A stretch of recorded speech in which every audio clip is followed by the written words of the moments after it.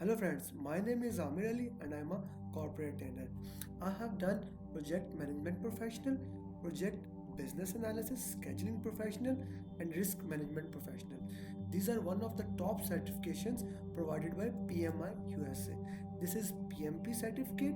If you clear it, you can get the same certificate. This is risk management professional certificate.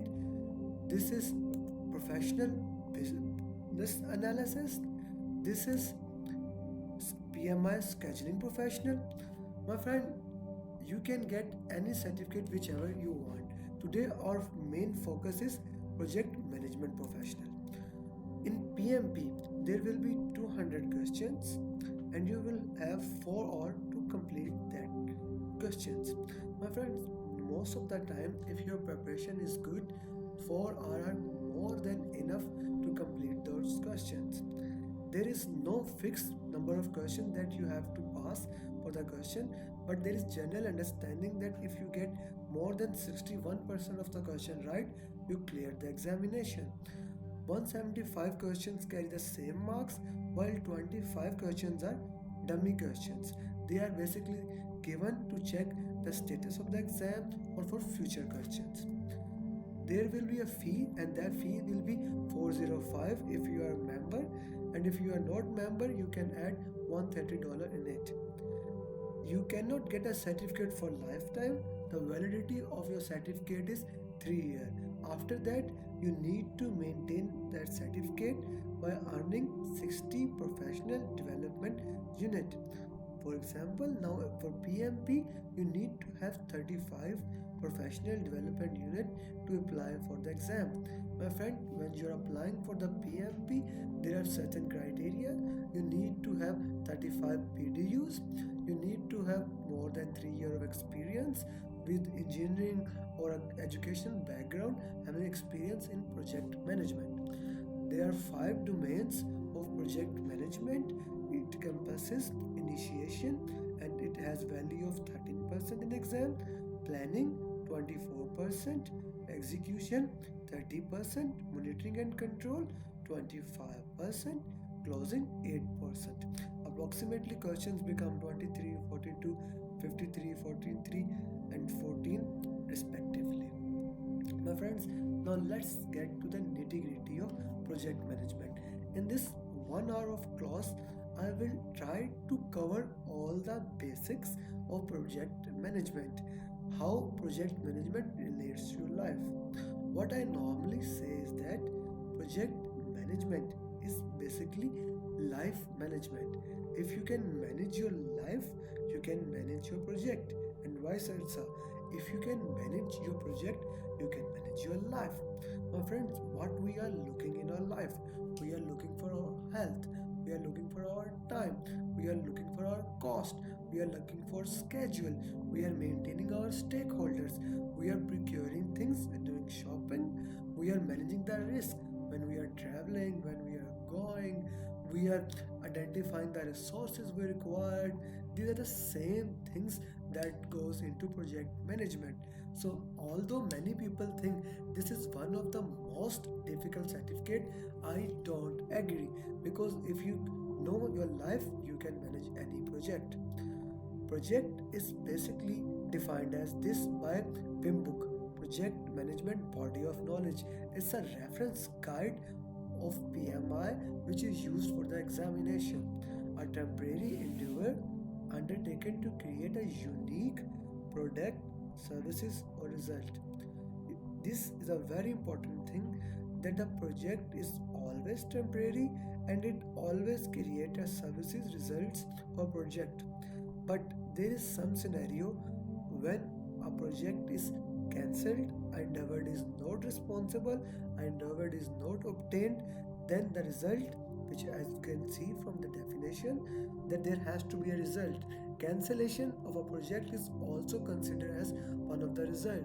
For example, if you live in Pakistan, we can see in Lahore the metro train, the orange train is now almost considered as the cancelled project. So the result of the project is a failure due to change in policies. So this is a thing in project. Why projects are created? Projects are created because of customer request. Projects are created because of market demand. Projects are created because of organizational need. For example, there is a need, now the things are changing, you need to develop a project to change your operation, or a project can be taken as a legal requirement.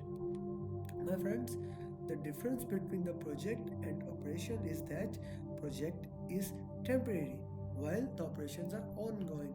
For example, if you are trying to buy a new car, that is a project, but maintenance of that car, that is ongoing, that is operation. Friends, managing the project is considered as project management. But according to PMBOK, it is an application of processes, knowledge, skills, and experiences to achieve the project objective. Every project must have some project objective. Without the project objective, there is no reason to undertake a project. My friends, before a year, PMP considered as a triple constant which encompasses scope, time, cost. But now they have increased the domain, they have added risk, quality, and resource in this constraint. This is a very important thing. You have to manage all these things with the other things in the project. Friends, collection of project you can call as program, and collection of program can be called as portfolio. We are not going into detail right now. Life cycle, project life cycle is very important. Whenever you move from one phase to another phase, you are passing through a cycle, just like your life. When you are teenager, then you are married, then you die. Same goes for the cycle and phases. My friends, this is a very important thing, a deliverable. In a project, you get a project objectives, and you are basically getting project objective from your deliverables. Whenever you produce something, a deliverable is obtained. And the definition of deliverable has to be this, it has to pass this criteria. A deliverable has to be measurable, it has to be verifiable. For example, if I want this slide share, it has to be measurable, that it has to be black color, it has to be this shape, and it has to be verifiable with the standard. Okay, it was the length, can I measure it, can I verify it? If yes, then the deliverable is obtained. If no, then you don't have a deliverable. My friends, we have studied the definition of project management, that is management of project through processes, through knowledge, and through experience and application of all these things. But what are the project management processes? Every project management process, it passes through three different things. There has to be a input and there has to be an output. An excellent example is given by Mr. Ashraf, from whom I took these slides. You can also visit him at LinkedIn. Highly good things to have. I bought it. Okay, there is input and there is output. And how do you produce this burger? You have some chicken or beef and you want to make some kebab. You have to make some input with it. You have to use some masalas and spices and things like that. Then you can get output. But you also need some tools and technique. You need coal, you need heat, you need fire, and these are considered as tools and technique. If you understand this thing, this is a simple process how project management passes through all these steps. My friends, PMBOK defined as any project must have five process groups, which we already discussed: initiation, planning, execution, monitoring and control, and closing. And there are 10 knowledge areas. There are 10 knowledge areas which passes through the project, and there has to be integration. Integration is basically, it it is combining each and everything. What it is combining, what it is integrating. Integration is integrating basically scope, schedule, cost, quality, resource, communication, risk, procurement, and stakeholder. Integration is looking all these things. So let's look at all these knowledge areas through process groups one by one. And in this 1 hour master class, I'll try to cover all these 10 knowledge area in a rapid speed.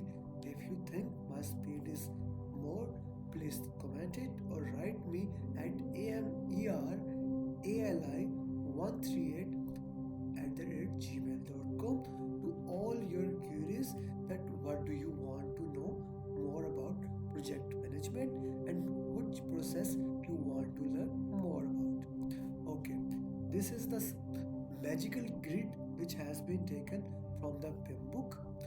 You can see all the process groups are top row are in the top row, and all the knowledge areas are in the first column, and wherever they combine there is a process group.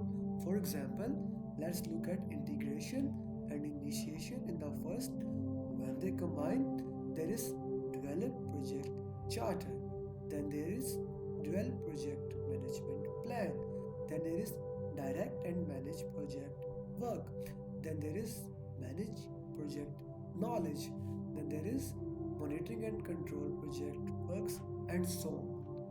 This is a very important thing for PMP exam. You need to understand all these processes and how all the things move from one process to another process. Now, these are other vocabulary of PMP which you need to master. For example, you are working at any project. You are making your house, or someone is making your house. You go there and you see there is one line of brick. Now, what they have done is they have made one line of brick. Now there were thousands of lines that have to be made, so there was one deliverable that have been produced, but you cannot communicate those things to your stakeholders that how much data has been completed. You cannot tell your stakeholders that one line has been completed. You need to tell them that this percentage has to be completed, this much work has to be done. So you take the raw data which you observed, which you measured during the activity, and you convert it into some through some controlling process by analyzing and integrate it into a relation and form it into a better way that you can communicate. For example, for one line you can say 2% of the work has been completed. Now when you integrate all those works and present into CEO, MD or project manager, you present it into form of report, work performance report, like weekly report or monthly report or annual report. They are called as work performance report.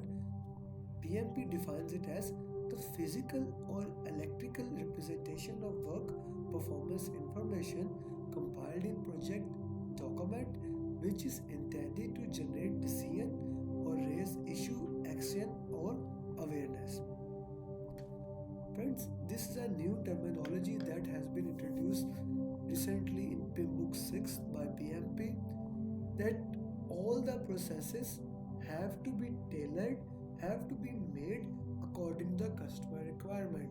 You have seen nowadays the customer does not accept whatever you throw at him. There was time 50 years ago, whatever you give to the customer accepts. But now everyone wants a tailor-made result. Now with the knowledge revolution, the things are changing. So you cannot live in old age. You have to tailor your processes according to customer, according to the requirement, according to the project. And if you don't, you will be outdated just like BlackBerry.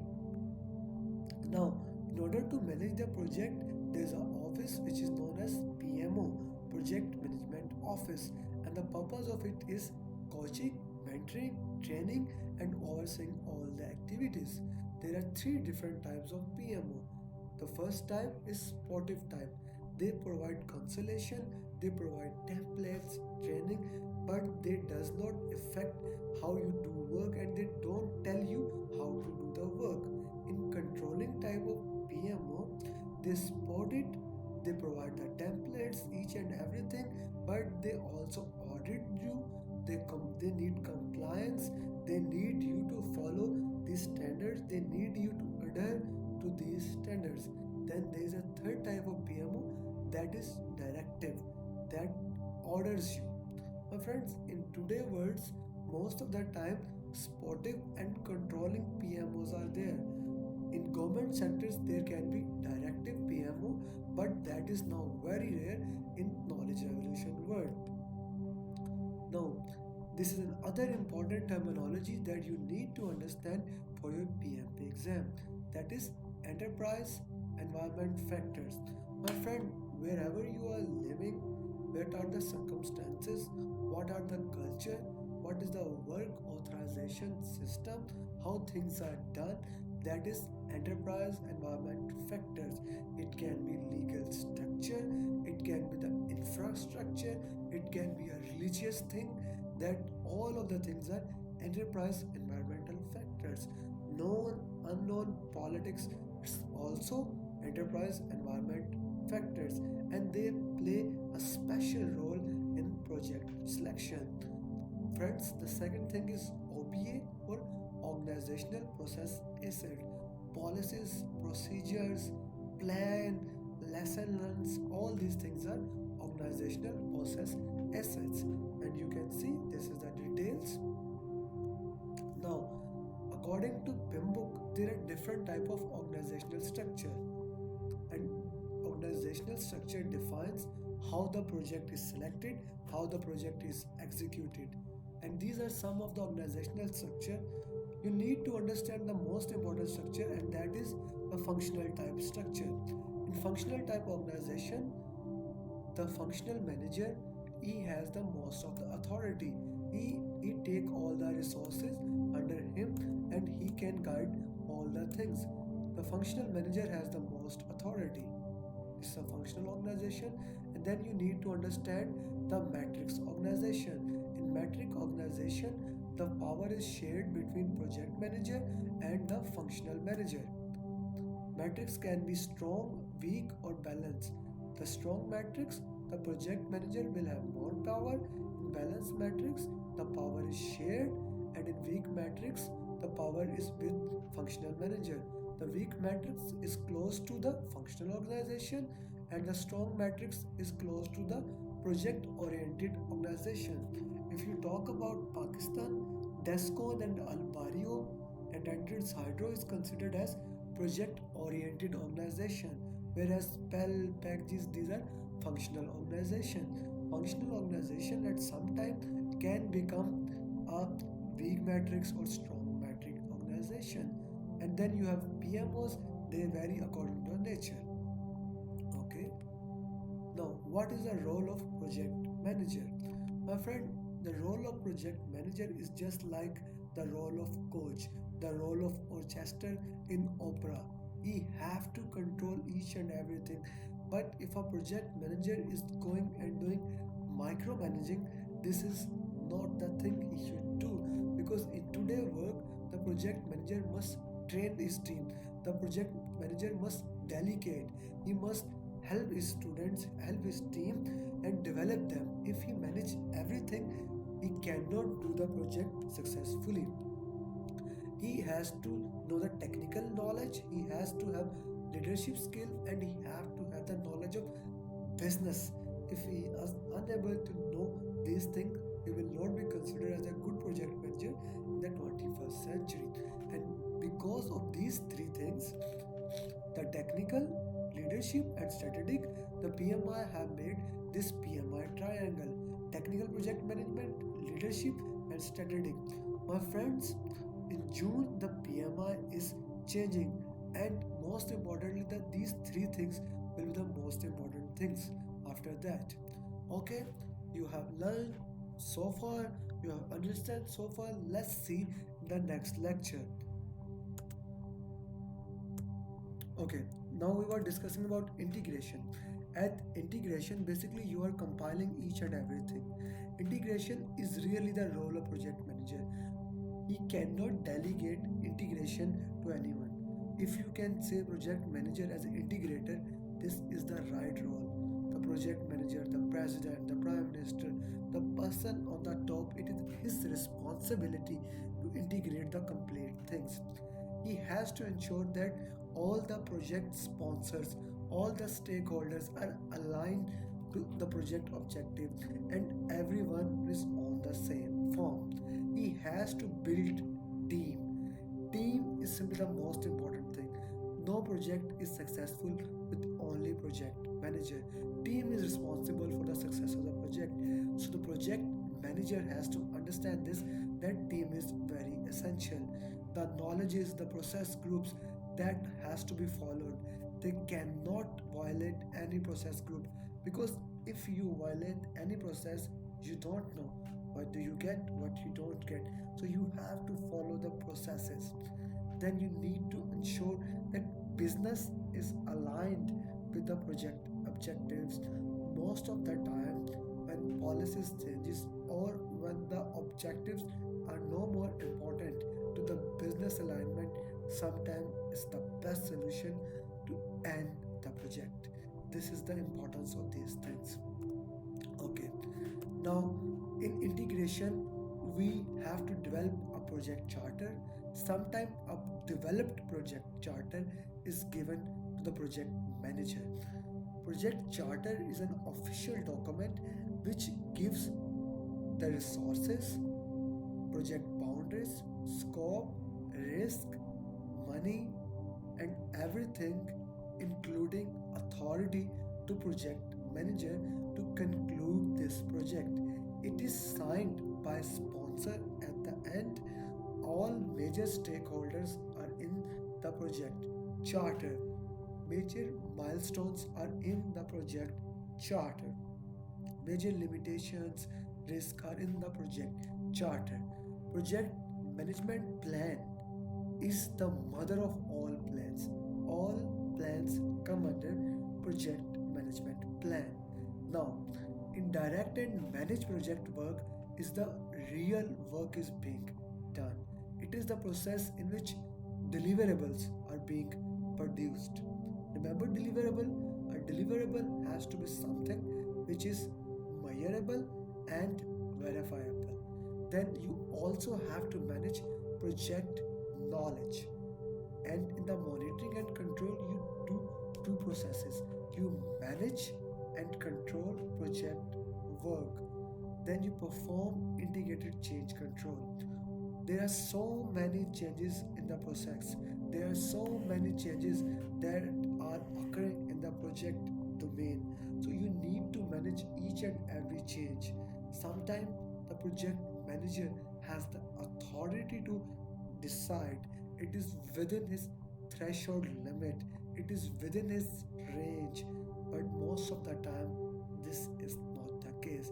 Then he has to escalate that issue to higher authority, to change control board. When an issue is raised to a change control board, they calculate the impact on cost, scope, time, risk, and they check whether this change is allowable or not allowable.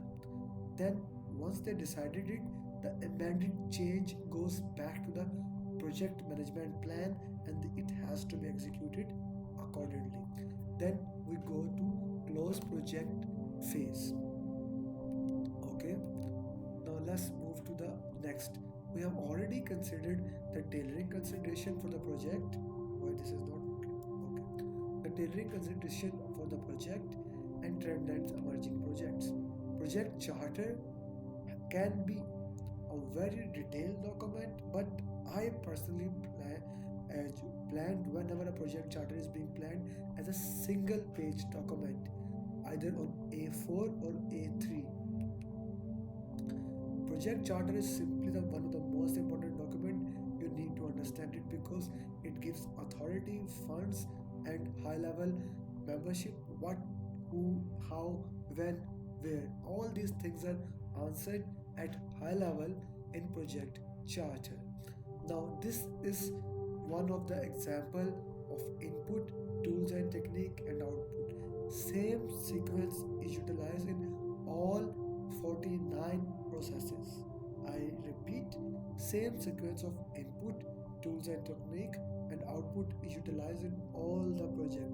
If you understand this one, you can understand all of them.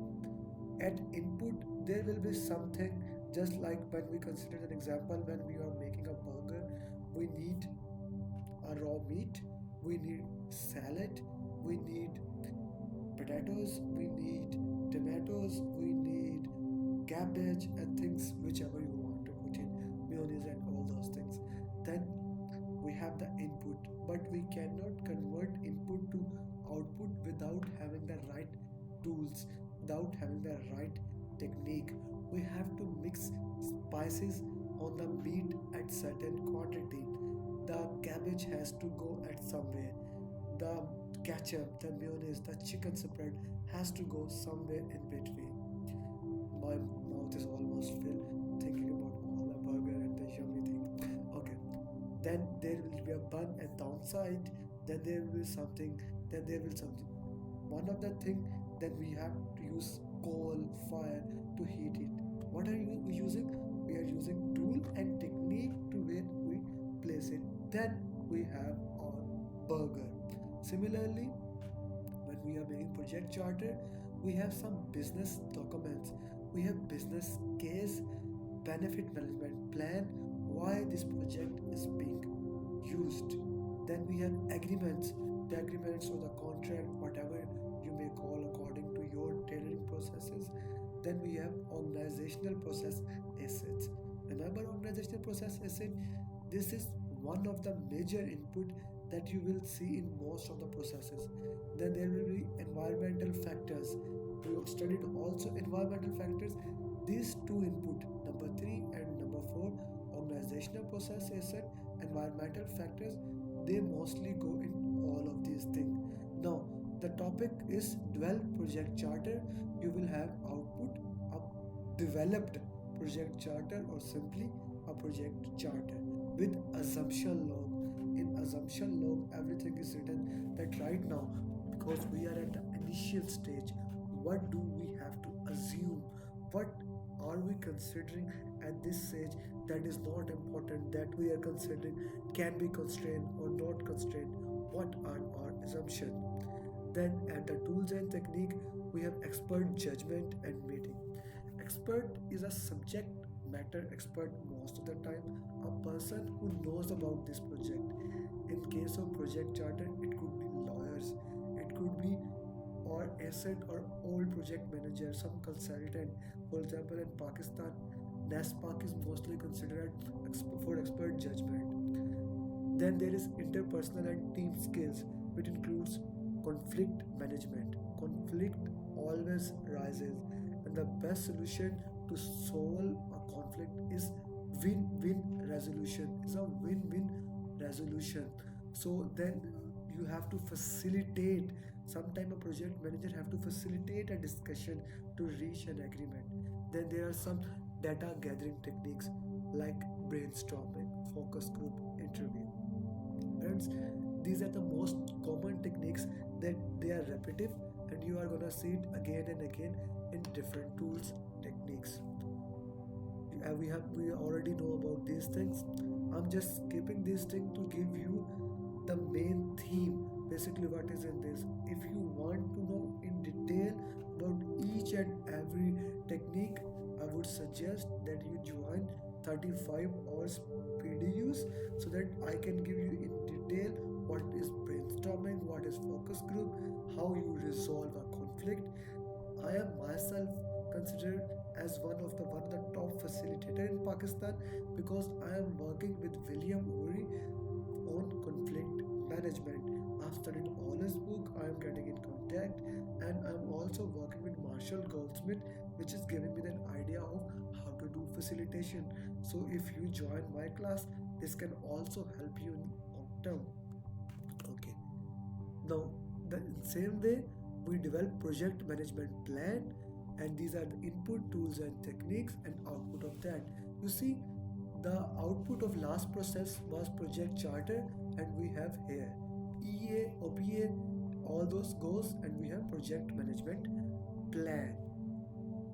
Now, there are nine basic plans: scope management plan to stakeholder management plan, which we'll discuss in detail. And there are three baselines. We will discuss them today. At direct and manage work, the most important thing is deliverables. Deliverables are being produced. This is simply the most important thing in direct and manage work or in all areas. Then we we can see that since work is being done, so change requests are being produced. Some issues are also rises, which give rise to issue log. Then we have documents that are updated. What are the changes? Why changes rise? And what can be the result of changes?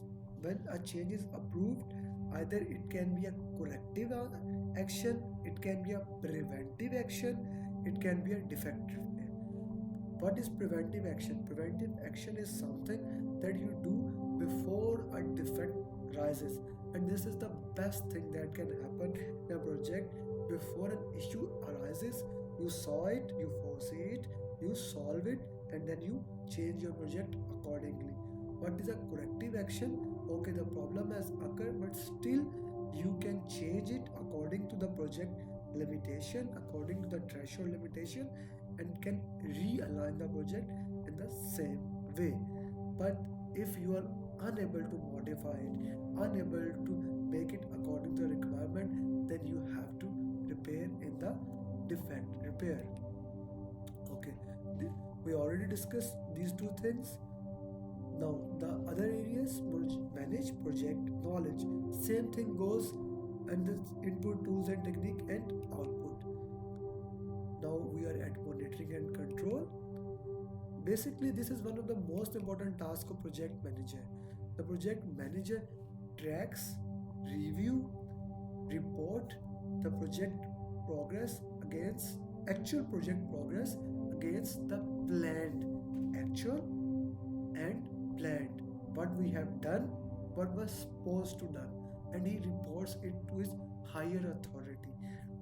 Main work of the project manager in actual is to do this task: monitoring and controlling the project work. It's also written, it is about comparing the plan versus actual work. Okay. Now, when we are comparing, we have all the forecasters to compare, we have all the research, all reports, and we compare it by utilizing some tools, data analysis, that this can be done, this can be done, earned value analysis, root cause analysis, all this analysis. And of course, after doing all analysis, there will be some change request, there will be some reports, plan updates, and all those things. Then we can have our schedule forecast or cost quality forecast, or baselines can be changed, modified according to a requirement. We already discussed performance and change control. These are some of the processes. This is basically the processes utilized in that process. A change control board is responsible for reviewing and analyzing change requests in accordance to project management plan. It may include sponsors, project manager, functional manager, technical team, team members, and most of the time subject matter expert is always present there. Once all the things deliverables are produced, it has gone through quality, the scope has validated, now the project can close. Again, one more thing that is very important: it is possible that project is not completed but it is closed. Why? The objective of projects are no more required. Now let's move to scope management, the first knowledge areas after integration. Basically, scope is all about taking the project scope statement and planning in detail. It has following processes: plan, scope, management, collect requirement, define scope, create work breakdown structure, validate scope. One of the most important thing, after deliverable has been approved, you have to validate them, then control scope. Let's discuss them. There is a project scope and there is a product scope. Project scope is in the domain of a project, whereas once the project is done, it goes into product and it becomes a product scope. Tailoring is always there. The plan scope management is a process of creating scope management plan documents that how the project scope will be defined, validated and controlled. Basically, how the scope will be defined, what the scope is. Okay, if we want to make this thing, what is the scope? We have to make these buttons. It has to have this light. The light has to blink. Okay, these things. Okay, this is the scope. But how we are managing this? That how we are gonna define it? What will be the processes? How we are gonna control it? And if scope creep, which means the customer are asking more and more details, how we are gonna manage those things? Okay, this is the same format as we use for project management plan or project charter. We have a scope management plan and requirement management plan as an output. Then the second project is we collect the requirement. We collect the requirement from all the stakeholders. We collect the requirement for every person, and this is one of the most important topic. That is why PMI gives the standard for collect requirement. As I have also done the business analysis certification, one of the main tasks of business analysis is to collect requirement, define requirement, verify requirement, and trace requirement through all the project. So this is a very important topic, very important tools to understand. If the requirements are defined clearly at this stage, the chances of the success of the project rises to a high probability. Then we are having all these documents, these techniques, outputs. Then the scope is defined. Before we were planning how to define scope, collect requirement. Now we are actually defining scope, and as a result, we have project scope statement at our hand. This is the output in project scope statement. Let's go to the definition. Project scope statement defines what work will be performed, executed, and the most important thing, scope is described and acceptance criteria. This how this will be accepted. For example, at the end, if customer says we don't accept it, what to do? We open the scope criteria. Is this the same deliverable? Is it according to the acceptance criteria? That's it. We can challenge it in the court also now. Okay, sorry. I really sometimes don't like technology. Now, work breakdown structure is basically dividing the complete work into smaller parts and more manageable in a way that the work can be managed easily. And the smallest part is known as work package. Now, instead of managing the complete work, we are just managing that package. Then once that package is done, we will go to the next package, then next package, and so on. This is one of the example. You are gonna build a building. You have to do structure, you have to do utilities, you have to do finishing, and this way you can go to work package and define which work to done and arrange it accordingly. These are all the things which needs WBS, and once we have done WBS, we get scope baseline. Scope baseline is the first baseline we have produced. We will have three baselines. The scope baseline consists of work breakdown structure, the complete structure, dictionary telling us what does this WBS mean. It also tells us what is scope statement. Now we have done this. Now let's control the scope. This process controls the scope. The same as monitoring and control of integration, it moves from that phase and has the same rhythm. So if you understand one process is, then the most important thing is to understand tools and techniques basically. Scope creep is a very important thing.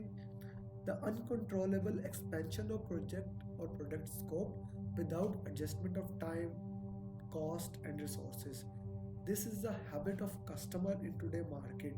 Once they have defined the scope, they said, okay, please can you add also this? Can you add also this? So this can become uncontrollable, a very big issue. So if you want to control it, you can control it through scope creep by signing the agreement and having a criteria. Okay, this is the scope. Now you validate the scope.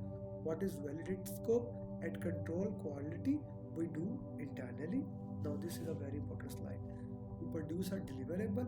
A deliverable goes to control quality. The quality is your internal quality.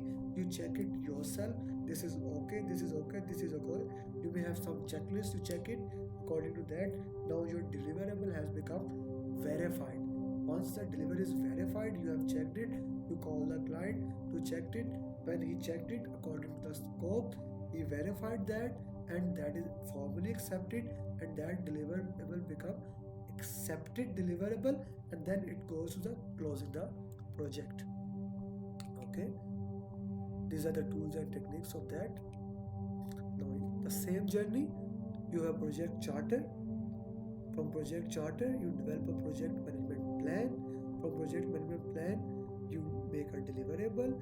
From deliverable is verified by quality, and once it is verified by quality, customer validate it. Once it is accepted by the customer, then your project is closed. This is the same for everything. Now let's go to project time management. Project time management. Time is simply the most important thing. Time is a resource which is irreplaceable. So in project, most of the time becomes the most important thing. So especially in predictive environment in which we are using waterfall methodology, environment where schedule is according to the plan. We are not working in agile environment. We are not working in hybrid environment. Time becomes an important resource, and sometimes time is more important than money. Like I have seen project in which time simply becomes the single most important factor. Even scope is not that much important. We got some things that we need to achieve 3 milestones out of 20 milestones. We need to achieve only 1 milestone. Remaining things can go into punch list. But we have to do COD, commercial operation date, by this date, by this time. Time is simply the most important resource. Let's look according to PMP. First, we have plan schedule management. In this, all the processes, all the ways how scheduling will be managed, how the time will be managed, what policies, what procedure, what methods will be utilized, that are defined in it. Then we have defined activities, all the things that has been defined in scope baseline. They are defined into smaller parts. From work packages we make activities. For example, if we need to make this as one work package. Now we define activities. Okay, we may need to make casting, we need to make designing, molding. All those activities are divided. Then at the third step, we sequence those activities. Sequence is very important. Which activity comes at first, which activity comes at second, what is the relation between them? Is it finish to start, is it finish to finish, is it start to start, or is it start to finish? These are the four relations which we utilize. Then what is the duration of these activities, how much these activities will take? After all these things and applying many tools and techniques, we develop our schedule, and schedule become our schedule baseline. First we have scope baseline, now we have schedule baseline, and throughout the project, control scheduling is basically controlling that schedule. Let's just look a little detail of this. Okay, what is iterative scheduling with a backlog? Backlog is a list of items that has been made. You can also say sometime in a punch list, whatever. Backlog is a prioritized list. This has to complete first this. This is mostly used in iterative or adaptive planning. Agile and Scrum use this in the normal ways. On demand scheduling, which means client give us these are the some activities, you have to do it according to this sequence. This has to be completed after this. Client give us the information about this. We consider tailoring and decision. In tailoring, we consider what life cycle to be used, how much resource are available. In today world, resource are simply the most important thing. This resource can be human, this resource can be equipment, tools, anything. What are the dimensions that project will utilize, and what are the technology? If we have modern technology, maybe we can have small schedule. If we have outdated technology or technology that may be 20, 30 years old, maybe we need to increase the schedule. Okay, the process of establishing the policy, procedure, and documentation for planning, developing, managing, executing, and controlling the project schedule. Now, same as we have seen in develop project charter, project management plan, cost management plan, same way schedule management plan, and almost the same tools and techniques are utilized in it. Okay, then we go to the activities, deliverables, work package, and then we divide into activities. Same decomposition tool and technique is utilized. Decomposition is taking a large thing and dividing it into very small parts, simple thing. In defined activities, one thing that is utilized is decomposition, and one thing that is very important is rolling wave planning. Rolling wave planning, just like waves which moves in the sea, sometimes we plan only for high level. Rolling, we plan for high level, and as we move along the wave, we plan along the way. High level planning is done and detailed planning is done in the later. Then we have all these things: activity list, activity attributes, milestone list. Milestones are very important. Milestones have zero duration, but they're the most important thing. They have zero duration. Sometime in PMP you see a question, what is the duration of milestone? So you have to say it says zero duration activity. Rolling wave process, and we already discussed. Okay, all these things. Then we sequence the activity. In sequence activity, we used preceding diagramming method, dependency determination, which activity is dependent on which activities is leading, which is lagging, and which software are you using. Are you using Primavera P3, P6, or project management plan softwares, or project schedule, Microsoft project, or Excel? I have seen in many where in Pakistan that Excel is still utilized for simple planning.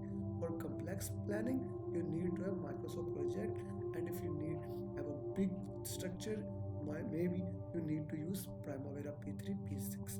If you are planning to become a planner, a scheduler, I would highly propose that you scheduling professional certification also. After all these things, you have a network diagram which is known as project schedule network diagram. I also say it's PSAND, PSPSND,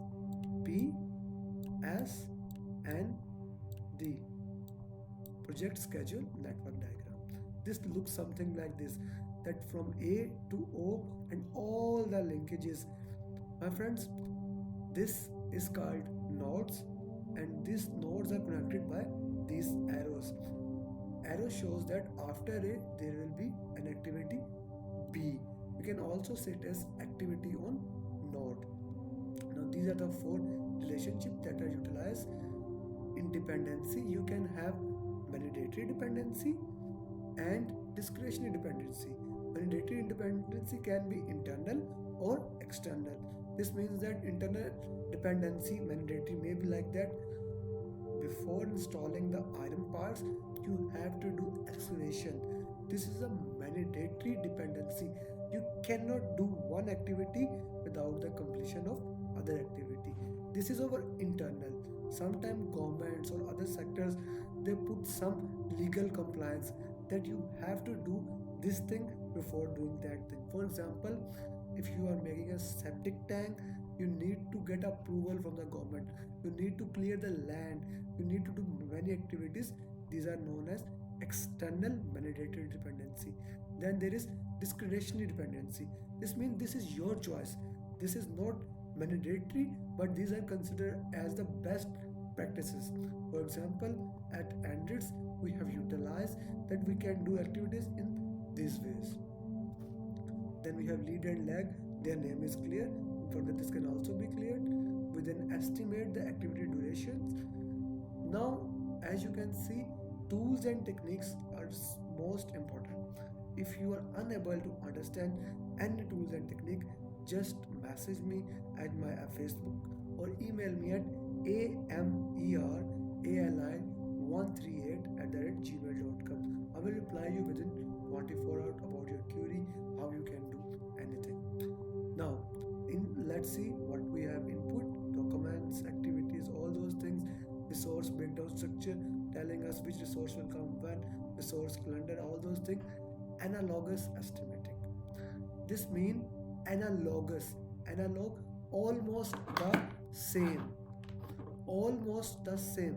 Like for example, if you have a car that is 1.3 cc and you have Toyota, now you want to buy 1.3 cc Honda, the same car, same cc, so the price would be almost same. If you think it more better, you buy it this year, now you are gonna buy the same brand, same expertise, and next year the price will be almost same.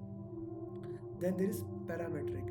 If you are gonna buy house of 5 canal, now the price of 5 canal, and if you wanna buy 10 canal, you can multiply it.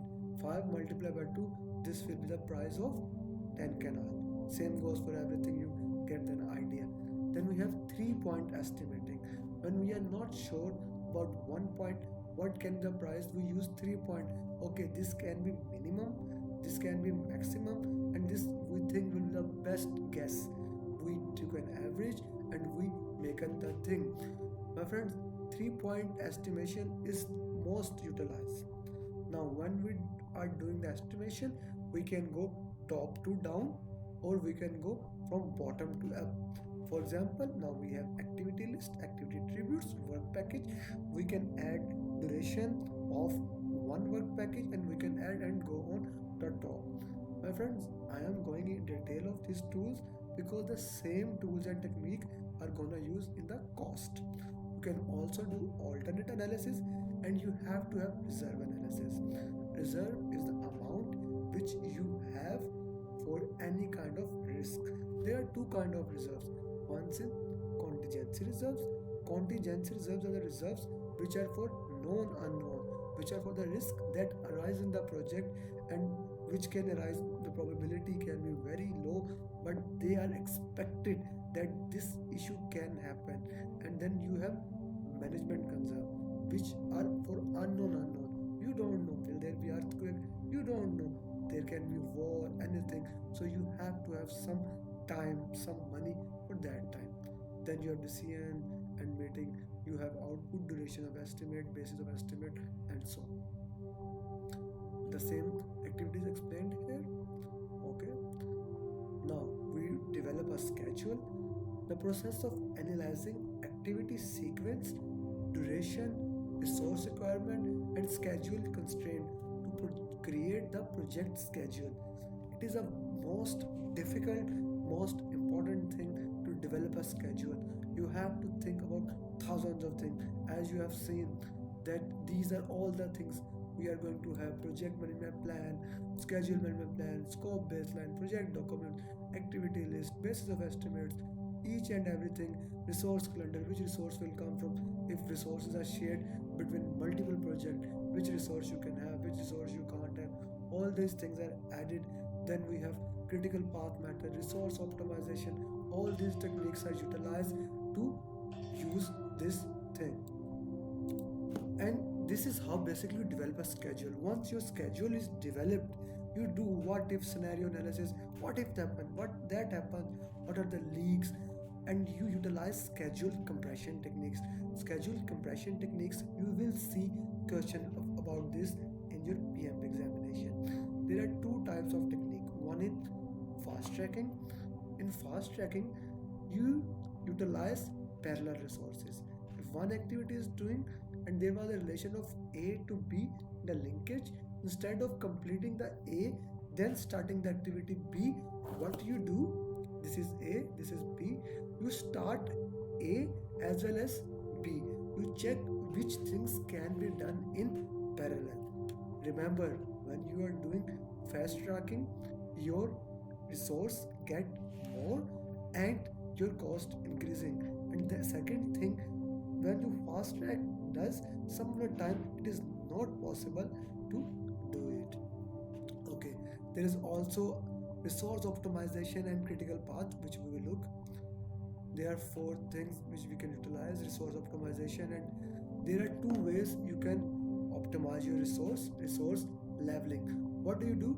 You flatten your resource. Okay, now resource are the most important thing. You have to manage your schedule according to your resource. This can happen in a project. For example, there is one task that has to be concluded in the project and the resource is busy somewhere else, so your project length will increase because of that resource leveling. And second, you manage a resource in such a way that your schedule does not increase. You analyze the data and find out what is the best way to do, what is not the best way. Then you have control schedule. In that, the same tools and technique are utilized to control the schedule. Let's go to the third point that is very important in project management professional, and that is project cost. Scheduling and costs are almost the same way. You plan the cost, estimate, determine budget, and control the cost. Okay, tailoring, consider the same thing will be used. Almost the same thing are utilized in plan cost management.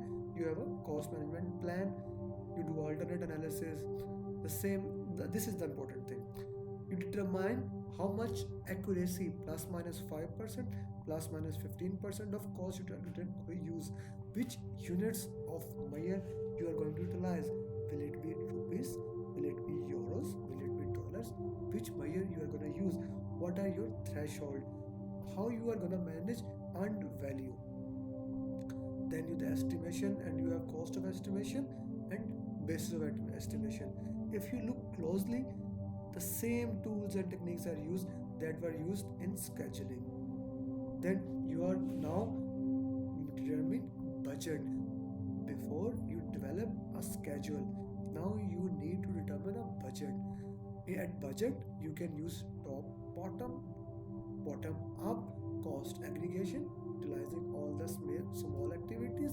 You can have historical information. Okay, this pen was 100 rupees.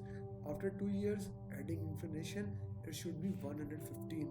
We do that in our normal life. Friends, project management is not difficult if you take it as your normal life. If you make it something that is out of the work, then of course it can become difficult. Then there is a funding limit reconciliation that is attached to the activities. For example, if you have done 10% activities, with 10% budget will release. If you have 20%, 20% budget will release. You will have the third baseline, that is cost baseline, and you control the cost all over the project. Okay, in controlling the cost, you have earned value analysis. For earned value analysis, I'm gonna do another video, or if you want to understand it, I can reply to your email at any time, because this is a very important thing. You analysis the cost all around the project, and this is a very specialized field. One more thing, I'm also gonna do the same thing for critical path method, critical chain method, because in this master class I am covering all the things. I cannot go into that detail of these things because this is a master class of project management and not costing or scheduling. Okay, just to give you an idea, you have a planned value and budget at completion. We utilize many formulas to calculate the budget and how you can manage the budget, how you can calculate the forecast, variance, all these things will be calculated in this. Okay, now in project management, quality is considered one of the most important thing. If your quality is not good, no one is gonna buy from you. Your project can be very good, but if the quality is not good, you are not gonna do anything. At quality, we have plan quality, manage quality, and control quality. At plan quality, we utilize the plan, do, check, act, and customer satisfaction is simply the most important thing. We utilize continual improvement method. We utilize lean method. We utilize prevention of defects and reworks. And this is continuous phenomena.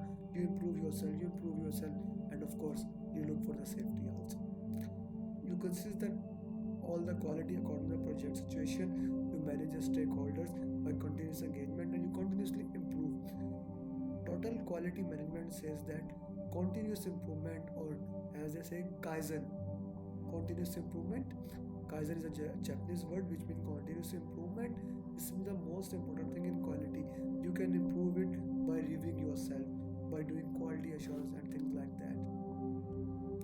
TQM, Six Sigma, Lean Six Sigma. I'm also certified in Lean Six Sigma. If you want training about that, I can provide training in your company. Kaizen technology, we already discussed margin analysis. Okay, quality versus grade.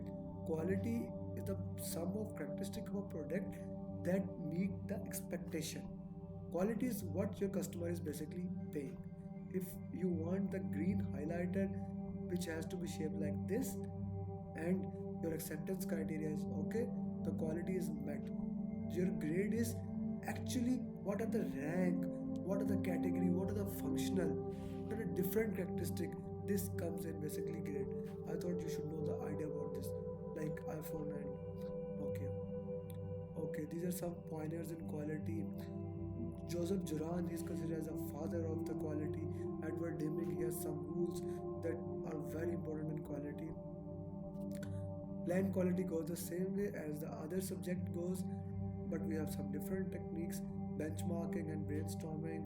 We have some cost of quality, cost benefit analysis, and at the end we have quality management plan, which give us idea how we are gonna manage the quality.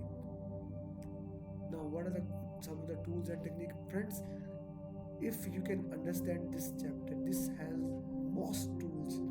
The most the tools that are being utilized all through the project are in the quality management, and quality is simply the most important topic in this chapter, which is mostly neglected by many trainers. But since I have done Lean Six Sigma, I have worked in quality, I hope that I can teach you this subject in a detail if you did it by 35 PDUs course. Benchmarking is comparing yourself with others. Decision making, how you to take a decision, what are the multi criteria, how you prioritize the metrics, how you do alternate analysis, what is the cost of quality. Cost of quality is prevention, appraisal cost, internal failure, external failure. Quality is always related to cost. The customer, if he wants to pay the price of iPhone, you can give him iPhone. But if customer is unwilling to pay for iPhone, you cannot give him iPhone. So always the cost of quality is calculated. Then there are diagrams, logical method, mind mapping. Mind mapping is a very good tools and technique. There is a YouTube video of mine which you can see for mind mapping. Quality management plan, quality matrices, all these things. Okay, now manage quality. This is simply the most important thing. Quality assurance. Quality assurance is this is the managed topic. It is above the quality control. Quality assurance is above quality control. What do? You utilize checklist. Analyze the data. You make some presentation, some audits. You find the problems. You do quality improvement methods, all evaluation, all those things. There is a process analysis. Lean Six Sigma utilize the process analysis, in which if something is out of the flow, then it can be measured. You do document analysis, you do alternate analysis, and then there is a root cause analysis. Utilize 5 why, you utilize fishbone diagram, utilize all those techniques to find what is the root cause of this problem. Okay, this is a fishbone diagram I was talking. It's a cute fish, seems like it's sleeping. Then you have many, you can use histogram, you can use Pareto diagram, you can use scatter diagram, many tools and techniques you can use. And then you have quality reports. These are sometimes customer require these quality reports for their things, and you of course have change request. Then you have control quality, almost same tools and techniques are utilized. And you have quality control measurement, verify deliverable. Remember, you have deliverables. Where are the deliverables? Here. You have the deliverables. You check it internally. You have verified deliverables, which goes where? It goes to validate scope, and there the customer accept it, and your scope is closed. Okay, these are some checklists. Control charts. Control quality. Verified deliverable is a similar most important output of this topic. Now, as I was saying, control quality assurance is above quality control, because project management believes that you don't have to have a defect, you carry a defect along the way. No, you need to catch that defect as soon as process, because the prevention is always better than reaction. Okay, now let's discuss about plan resource management. It's all about managing the resource. Okay, now let's discuss about project resource management. It has plan resource, estimated required resource, then we have develop team, manage team, control resources. This is basically all about team and how you manage and develop team. My friends, I'm considered as an expert in team management because of being a corporate trainer. So if you require any activities regarding team management, we do a training of 1 to 3 days in that, and we also work on conflict resolution. We can also help your team in that way. I'm gonna go a little fast because I need to complete all these things in 15 to 20 minutes more. Okay, when considering tailoring, diversity must be the top priority, because diversity is the beauty of the team. More diverse your team is, more you can do with the team. Physical location, now with all the Skype and all those things, virtuality and physical location is becoming more and more important. Okay, the same thing as all other thing. The main important thing is responsibility and organizational theory. Let's discuss some organizational theories. Before that, Reiki matrix is a very important matrix. When you're assigning someone your task, always know who is responsible to the task, who is accountable, whom you have to consult, and whom you have to inform. You can also use the shortest form as responsible assignability matrix. Both are utilized in PMP and in project life. It depends on your tailoring consideration which you required at what scenario. Then you have the same job description as roles and responsibility. Organizational theory, there is Maslow law of needs that says that your safety, love, esteem, self-actualization. This is basically a pyramid which shows if psychological is given, then we move to safety, then love, then esteem, and self-actualization. Then we have Eisenberg theory of motivation, which says that there are two factors that must be present: the hygiene factor and the motivation agent for a person to be motivated. Then there is theory X and theory Y. Theory X is more related to industrial age, which says that the worker has to be controlled, whereas theory Y says that the worker loves to work. Then there is expectancy theory. This is a theory on which all the sales is based. If you are expected to get promotion, commission, you start to working more. Then we also have Tony Robbins theory of need, that is certainty has to be provided, uncertainty, if there is variety in the work, you work more. If people loves you, you love to work there. If you are getting significance, you love more to work. You need to have some growth, and in the end you need to contribute to something bigger than you. This is one of the reason that Steve Jobs utilized his Apple into best company. He understand the human needs and he utilized it in a very best way. Okay, then team charter is very important. You need to set and know what are the values, how the communication will be done, how the decision will be made if a conflict rises, and it will all the time. Conflict is not bad, it can be utilized in a positive way. How conflict will be managed, what is the meeting, how the meeting will be handled. And now we have estimate activity resources. Okay, in order to manage estimate activity resources, the only thing that you need to understand is resources are for a manpower, that is human, machinery, material, and money. All these are for resources that you need to manage. But if you want to acquire resources, all the projects have some pre-assignment. Most of the time, site manager, project manager is pre-assigned that they have to do this task. Then you need to have interpersonal meetings, some virtual meetings to understand how you can make a team. Pre-assignment, virtual, and resource calendar. Okay, Once that is done, you need to develop team. To understand how the team is developed, you need to understand 5 stages of team development. In the first stage, the team come together, they talk each other, there is no conflict, the people are close, they are just introducing each other. That is a forming stage. Then after forming come the storming stage, in which we blame each other. We don't know what are the past experience of other, what they have done. We are just looking at inside. Then come the norming stage. We start looking to what other person, we know their strengths and weaknesses, and we try to compensate for each other. Then come the ideal stage, that is performing. And after performing, it's adjourning, end of stage. Okay, then you need to manage team through personal skills, through project information, through the common goals. And if a conflict rises, you have to handle the conflict. The best way to handle the conflict is when the conflict is small, and the conflict is good because the conflict can get to a better idea. And the best way to end the conflict is through collaboration, that you collaborate each other. There can be confronting, there can be compromise. Sometimes you have to do smoothing, sometimes forcing is also done, and sometimes withdrawal is also done. But always remember, for PMP and for life, collaboration is the number one priority. Then you need to control your resources, you need to understand how to solve their problem.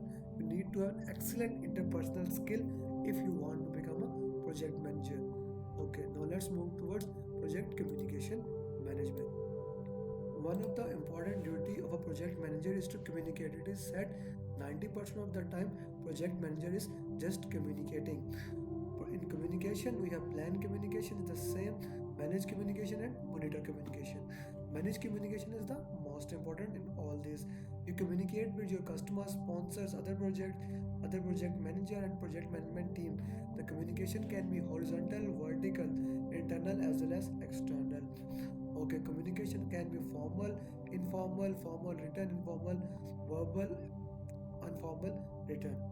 Okay, what you need to understand is that how the trends are moving, which technology has to be used, which project manager, which project stakeholder need which communication. Remember that for your life, the person, some person need the complete information, some person only need the bird eye view. So you need to understand who person need which type of communication. Okay, you need to plan the communication. Now the most important thing is communication requirement. The formula is n into n minus 1 over 2. N is the number of stakeholder, and in this way you can calculate how many communication channel will be there, which communication models will be utilized, which methods to be used, how interpersonal teams and data representation will be done, and then we have communication management plan. I will say that communication management plan becomes the most important management plan in project management plan. The reason being, if you cannot communicate properly, you cannot manage anything. Your schedule, your cost, time, each and everything has its own importance. But if you cannot communicate effectively, if you cannot understand me, if you cannot understand your team, it will not be possible to understand anything at all. Okay, now this is a simple communication model. I am sending information, I am sending to you, you are receiving itself. If we were talking together, you will also send me and I will hear it. If there is any kind of problem, that will consider as noise. Okay, now let's see managed communication. In managed communication is the same thing, all tools and techniques of plan communication. Then you need to have monitor communication. You need to know that your stakeholders are getting the right information. Now let's move to project stakeholder manager. Stakeholder is any person who is affected by the project or who considered that I can be affected by the project. There are 4 processes. That first you have to identify stakeholder, then you have to plan how to manage them, then you actually manage them, and then you monitor their stakeholder engagement. This is very important. You can see we want most of the stakeholders to be engaged. Okay, at identifying, all stakeholders are identified, they are not limited, and it is ensured that they are involved in engagement. In third, the stakeholder community regularly we inform them. My friends, your project can be completed. But if stakeholders are not satisfied, the project is a failure. You need to remember this.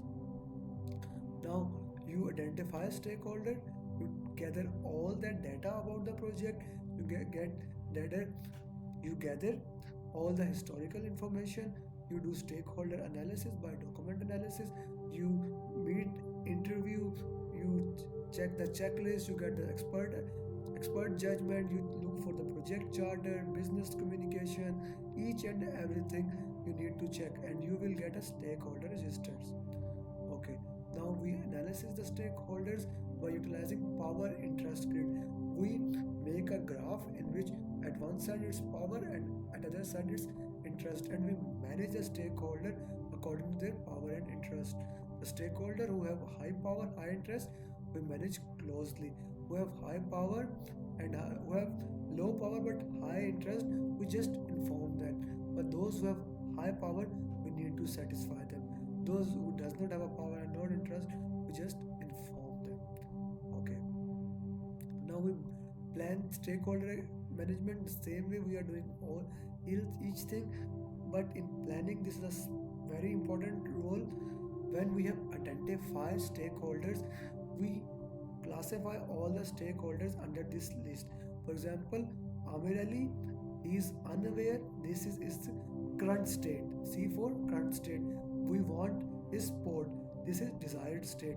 So we plan how Amer Ali unaware sport can be changed to his desired state, that is sportive. I think this is a very important thing to understand. Then we manage their engagement all the time, and we understand their monitor their communication, that each and every information is conveyed to this. A very small chapter and a very important chapter. Now, one of my favorite chapter, project risk management. After doing project management professional, I was fascinated by the concept of project risk management, and I'm gonna do a special only master class on project risk management. So in this class, I'm just gonna move in a very fast pace for project risk management. These are the 7 process. You plan risk management, identify risk, perform qualitative analysis, perform quantitative analysis, you plan responses, you implement those responses, and you monitor risk. In plan risk management, just like other process, you get a risk management plan. In identify risk, just like identify stakeholder, you get a risk register. There you got the stakeholder register, here you have a risk register. Perform qualitative analysis. Here we basically utilize the tools to check all the risk and see which are high risk, which are low risk, and which are medium risk. And perform quantitative risk analysis by utilizing many tools and techniques like sensitivity and tornado analysis. We give the number to risk. That this number, what does the number tell? Number tells us each and everything. Then we plan the response of each and every risk, and we then implement the risk response, and we monitor all the risk throughout the project. Risk is any unplanned event. It can be opportunity or it can be threat. This is a very important thing to understand. That risk is uncertainty, but it can be positive or it can be negative. It does not have to be negative all the time. So risk is considered as one of the most important things, including opportunity as well as threat. It can be individual risk, that is affecting only one activity, or it can be overall project risk, that is affecting the complete project domain. And we have reserves to manage each and kind of reserves. We will discuss as contingency reserves and management reserves. Okay, same like the other processes. Okay, we have probability and impact matrix. Probability defines what are the chances that this can happen, from unlikely to almost certain. Remember, if uncertainty become a certainty, it does not remain the risk, it become a fact. Okay, and if that risk happened, what will be its impact? It can be from very low to very high, and here we have a 5 by 5 matrix. Okay, now we are identifying the risk, we are utilizing all these tools and technique, and we are getting a risk register. All the tools and techniques are very important, especially strength, weakness, opportunity analysis, prompt list. All this analysis are very important. We perform qualitative risk analysis in which we rank those risks by saying their qualitative, how they can represent, and we are doing some other categorization. Just like we have probability and impact metrics, we have made this. And we in quantitative we use highly specific tools and tricks. When we don't perform quantitative risk analysis on each and every risk. We only perform at a very few risks because it is very expensive to check all the risks. For example, just like sensitivity analysis and Monte Carlo analysis, we cannot perform these on each and everything. Don't worry about if you don't know about sensitivity analysis or Monte Carlo analysis. Just remember they are quantitative risk analysis tools and technique, and only PMP is gonna ask about their name, and you must know that. Sensitivity analysis is also called as tornado diagram. What we have done, we have made this chart based on their risk. This risk one has the effect of getting positive as well as negative, and if we change only one risk, it can affect all other risks. This is a very good tools to use in your risk analysis. Then we have decision tree analysis. This is also used all the ways. It becomes very easy to understand and to get a decision. Okay. Then we plan the responses. We have some strategies for positive as well as that. Positive means opportunity, negative means threat risk.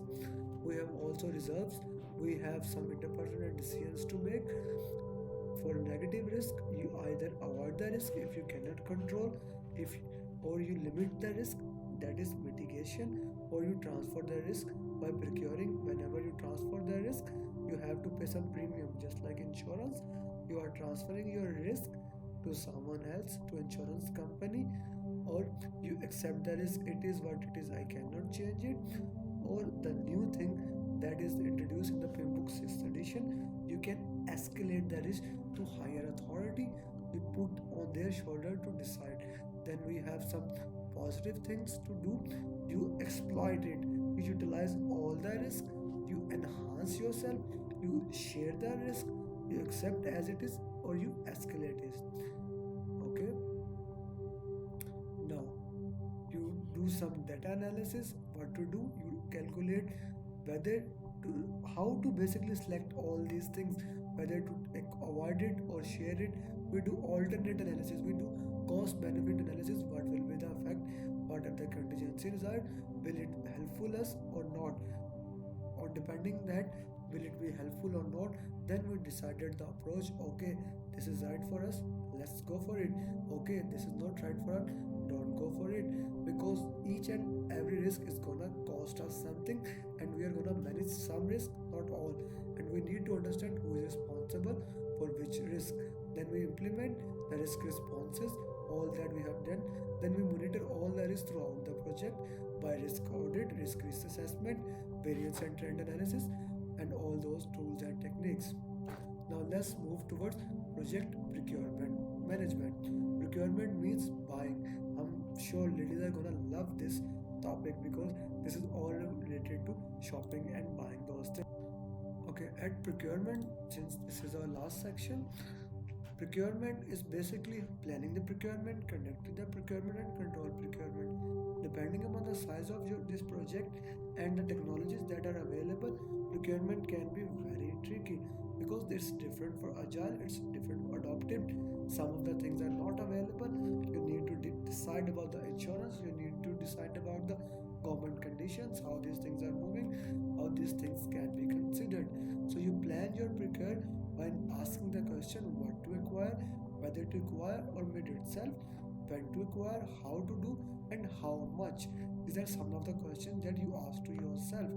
Then you made a procurement management plan by gathering the experts, like looking at the market data, doing data analysis, whether we are gonna buy or we are gonna just make it ourselves.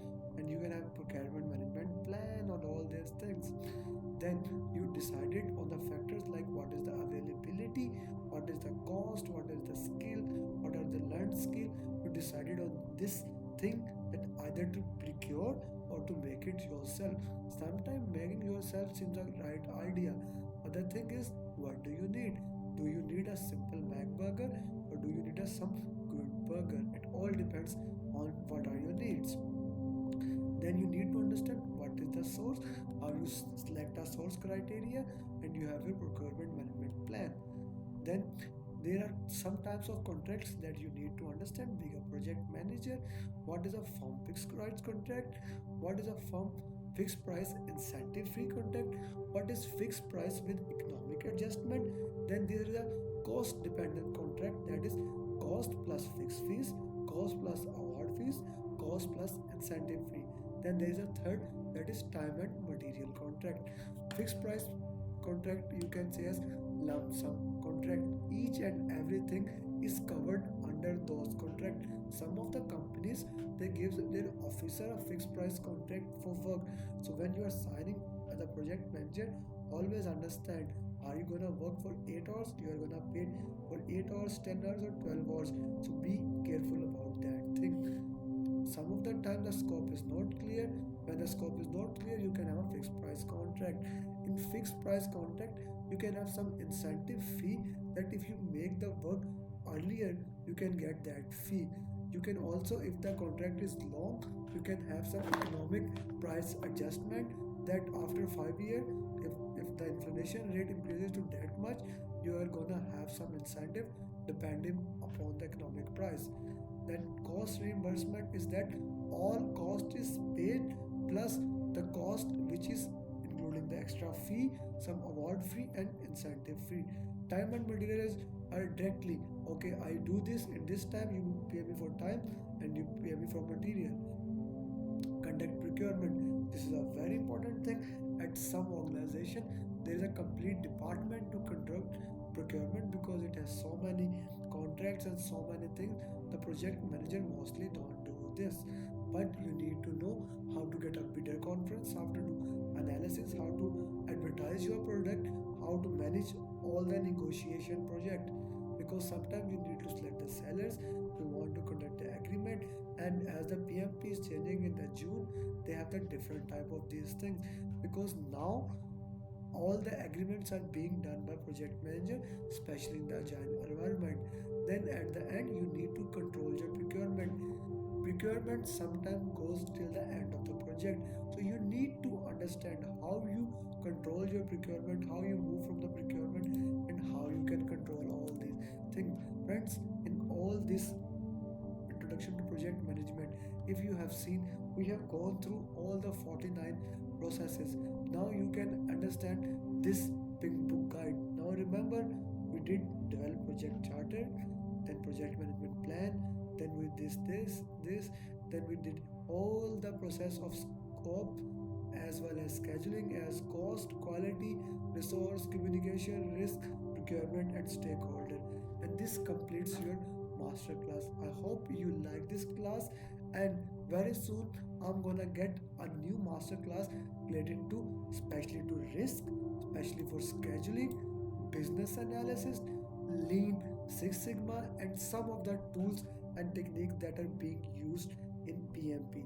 If you think you need a master class on a specific topic, do let me know. And for the future, the master class will be maximum 55 or 1 hour, and normally it will be 30 minutes. So see you in the next master class. Don't forget to subscribe my channel and share it with all your friends and ask them to subscribe this. Okay, bye bye. See you in the next video.